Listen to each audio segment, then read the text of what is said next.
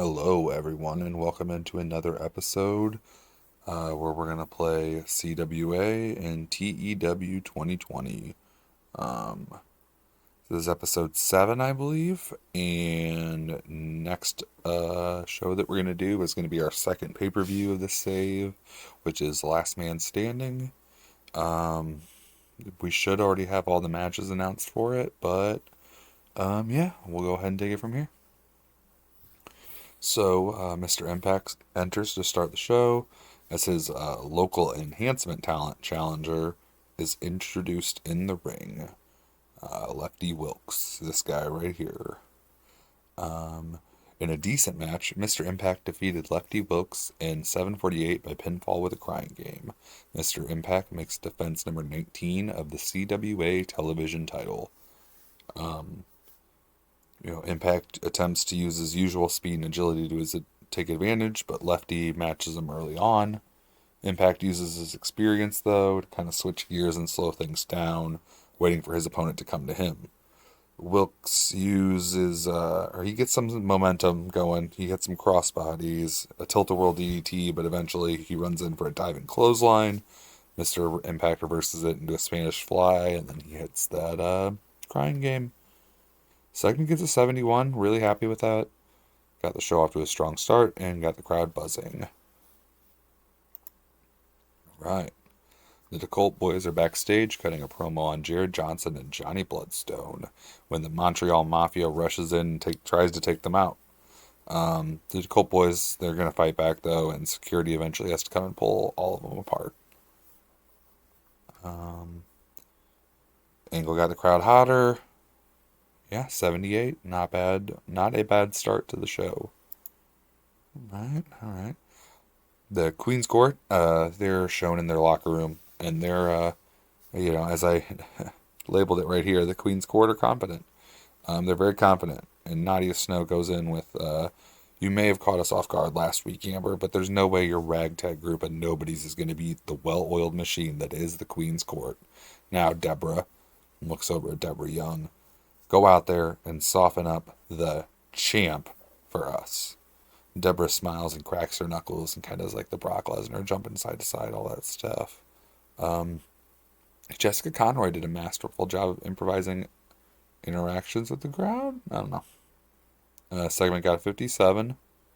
Not great, but, yeah, we're doing pretty good other than that so far. All right, not bad. In a decent match, Amber Allen defeats Deborah Young in 7:32 by pinfall with a Northern Lights suplex. Allen quickly realizes that she's outgunned in the power department, especially when Young sends her bouncing into the ropes after, having a big old chop battle that she's obviously going to lose against the larger opponent. Young attempts a bicycle kick as Allen comes back on the rebound, but it's caught and reversed into a dragon screw, which seems to tweak her knee. Allen, she's a respectful competitor, so she backs off. But as soon as Young gets back to her feet, you realize that she was faking it the whole time, and she nails Allen with all kinds of slams, and including a military press slam. She picks the women's champion up for another one, though, and starts, pressing her up and down, doing the overhead presses with her. But Allen wiggles down behind her, shoves her against the ropes, catches her with a massive German suplex. Gets a near fall with that, but not long after that, she ends up hitting that Northern Light suplex that's her finisher and getting the job done. A champ wins the non-title match, gets the momentum heading into the pay-per-view, and we got a segment rating of a 69. Nice. Let's move on. Okay.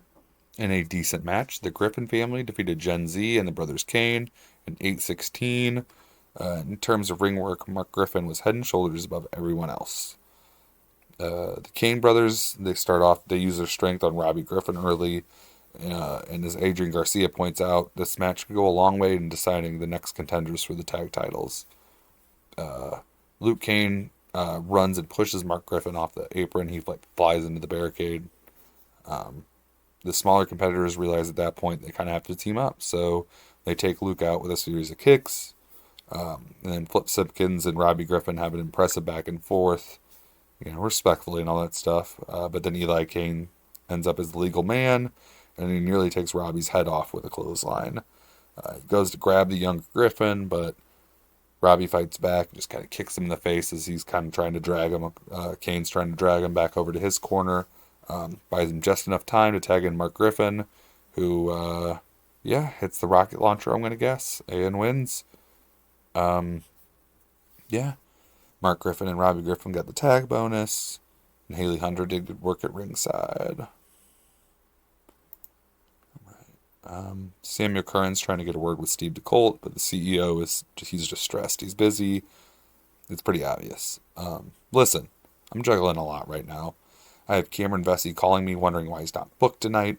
The doctor just informed me that Skip Bowe has been cleared and will be here next week, and who knows what that's going to lead to. On top of all that, I had to send my moronic younger brothers in the Montreal Mafia home for the night because they can't be separated. So whatever you have to ask is going to have to wait. And he shuts the door to his office right in Curran's face. Yeah, got an 83, not bad at all. Right. In a pre-recorded promo, Dante Dunn says he's going to make Mr. Impact pay for his cheating ways, and he doesn't care what Steve DeColt has to say. If you want to hide behind the boss for protection, I'll just take him down with you. 73, and he worked the crowd well, using the freedom to improvise to his advantage. All right. Okay. In a bout that had great heat and decent wrestling, Johnny Bloodstone defeated Sonny Wildside in 15:04 by submission with a Bloodstone mutilation after interference from Jared Johnson. Bloodstone uses his submission and technical skills to ground Wildside early on, but eventually Wildside's going to get hot, and once he gets going, Bloodstone, he can't keep up. He's much older. He was never as fast as Wildside was, even in his prime. Wildside goes for a splash into the corner, but Bloodstone pushes the ref into harm's way, and Wildside takes him out on accident instead. While the ref's out, Jared Johnson uses the opportunity. He attacks Sonny from behind and gets back to ringside just before the ref comes to, and Bloodstone takes advantage and locks on that Bloodstone mutilation. Segment gets a 74. No real important notes. Okay, not bad at all. Brooke Tyler sat down in a more official setting. She's across from Samuel Curran. They're both kind of seated in nice chairs. And he asked for her opinions on everything. Lauren Easter, Amber Allen, and what getting the women's title back would mean to her. She surprisingly gives a lot of praise for her pay-per-view opponent. She hypes up Lauren Easter as a worthy opponent, but right after that, she kind of dismisses Amber Allen. She calls her a paper champion even. But she closes the interview with saying that winning the women's title would mean everything to her. Or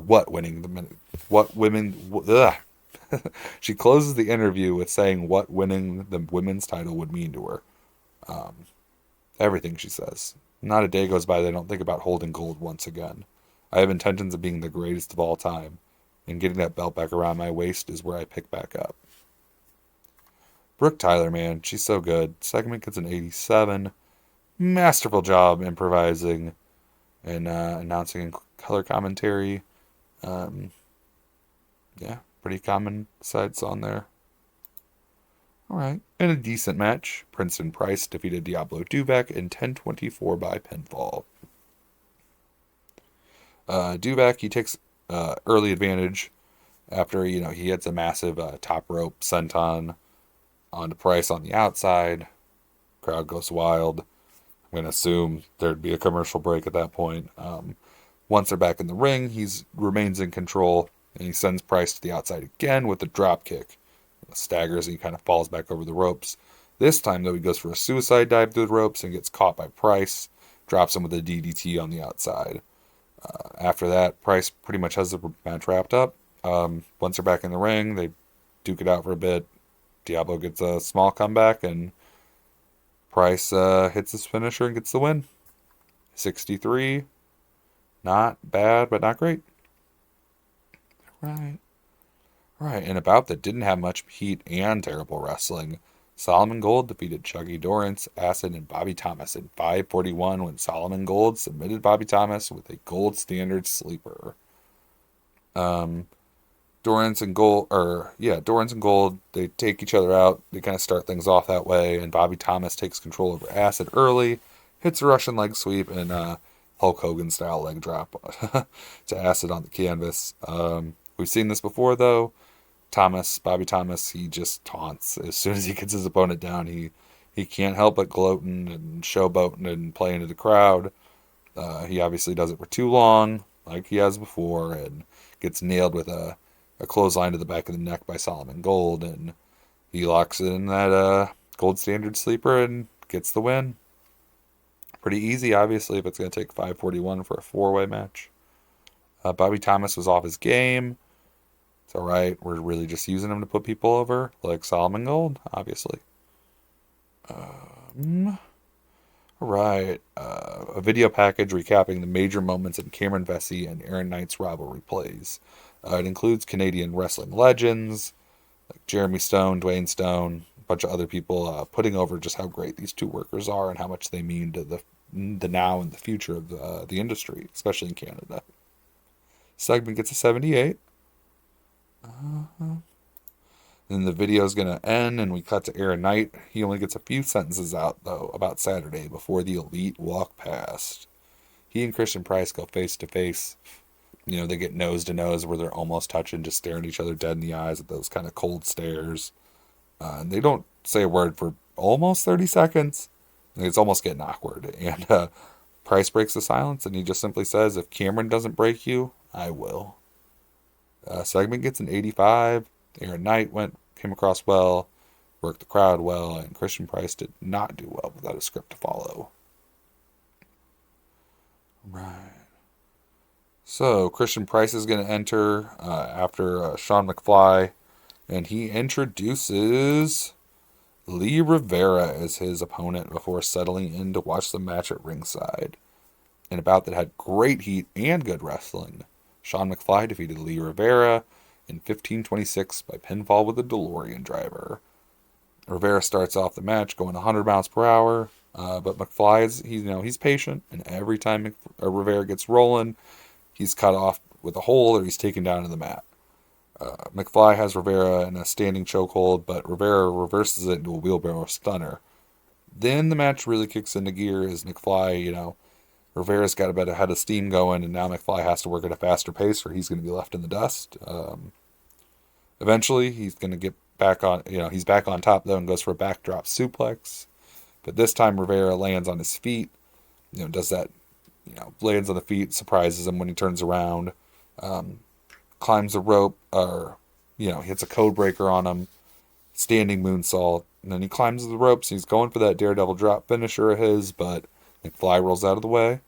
Rivera starts to reposition almost like he's going to try and adjust for a different aerial move, but McFly, he's still got a little bit of pep in his step, and he climbs up the ropes, just kind of like a 1-2 jump, and nails a butterfly suplex off the top. It's like one smooth motion, just really pretty. McFly, he reaches oh my gosh, guys, I can't talk tonight.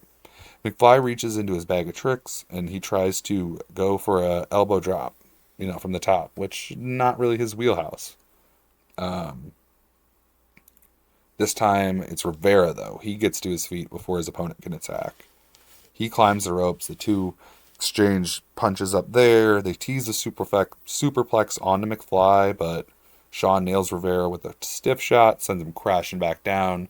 Lands perfectly for McFly to hit that elbow drop off the top. Everybody goes crazy for it because he's 40 whatever, and even in his prime, he was not going to jump off the top very often. And then he hits that good old DeLorean driver and gets the win for a 78 rated segment. Him and Lee Rivera and Jenny Playmate have that good chemistry. And yeah, that's our show for this week. Let's go ahead and see the rating for our go-home show before Last Man Standing. 79, so one of our better shows, but again, no popularity changes. I've said that every show so far. I'm going to guess I will for a couple more at least, but I said last week I have some stuff in mind to make it go a little bit smoother and maybe get pop gains, and we're going to go with that. So until next time, guys, appreciate you watching. We'll see you around.